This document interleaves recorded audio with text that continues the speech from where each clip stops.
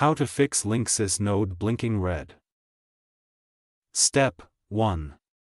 Check power supply. Ensure the node is properly connected to a power source. A loose or disconnected power cable can cause blinking red. Step 2. Restart the node, power off the node, wait 10 seconds, and then turn it back on to resolve minor glitches. Step 3. Check internet connection. Verify that the main router has an active internet connection, as a lost connection can cause this issue. Step 4. Reposition the node. Move the node closer to the primary router to ensure a strong signal. Step 5.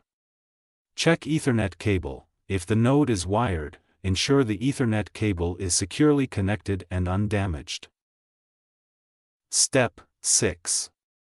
Run a speed test. Use the Linksys app to check signal strength and internet speed for the node. Weak signals may require repositioning or upgrading hardware. Step 7.